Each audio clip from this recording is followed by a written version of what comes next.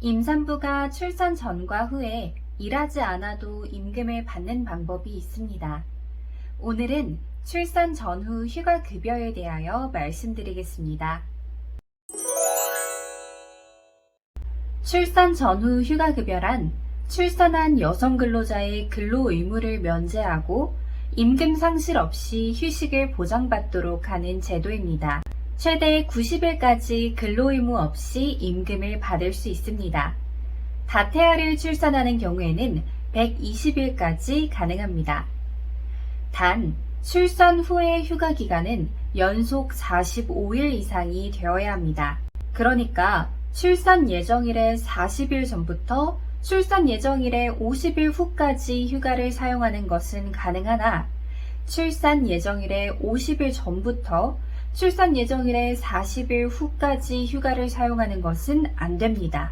출산 후 휴가 기간이 45일 미만이기 때문입니다. 단, 출산이 예정보다 늦어져서 출산 전 휴가가 45일을 초과한 경우에는 휴가 기간을 연장하여 출산 후 휴가 기간이 45일 이상이 되도록 해야 합니다. 그렇다면 이 휴가 기간 동안의 임금은 누가 주는 걸까요? 기업의 규모에 따라 달라집니다. 먼저 재직 중인 기업이 우선 지원 대상 기업일 경우에는 90일 전체의 임금을 고용보험에서 지급합니다. 업종에 따라 우선 지원 대상 기업 기준이 다른데요. 제조업은 500인 이하, 방송통신 및 정보서비스업, 보건업 및 사회복지서비스업 등은 300인 이하, 도매 및 소매업, 예술, 스포츠 및 여가 관련 서비스업 등은 200인 이하, 기타 사업은 100인 이하 사업장인 경우 우선 지원 대상 기업에 해당합니다. 이러한 기업에 재직 중인 경우 출산 전후 휴가급여 90일분을 모두 고용보험에서 지급받습니다. 다태아 출산의 경우 120일분을 고용보험에서 지급받습니다.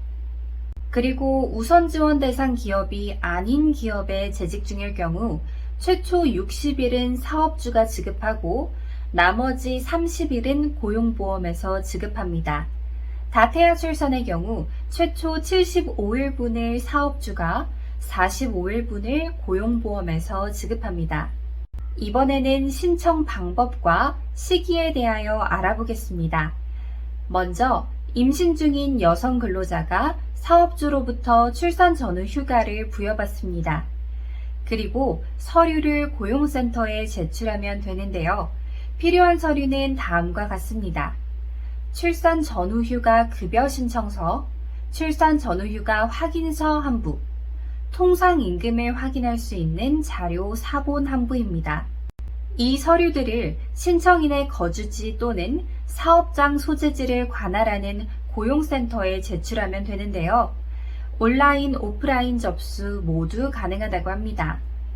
그리고 경우에 따라 필요한 서류가 더 있을 수도 있으니 고용정보원에 꼭 문의해 보시기 바랍니다. 출산 전후 휴가급여 신청서와 출산 전후 휴가 확인서 서식을 다운받을 수 있는 링크는 댓글에 있습니다. 신청 시기는 우선 지원 대상 기업과 그 외의 기업이 조금 다릅니다. 우선 지원 대상 기업의 경우 휴가를 시작한 날 이후 1개월부터 휴가가 끝난 날 이후 12개월 이내에 신청 가능합니다. 우선 지원 대상 기업이 아닌 경우에는 휴가 시작 후 60일이 지난 시점 이후 1개월부터 휴가가 끝난 날 이후 12개월 이내에 신청 가능합니다.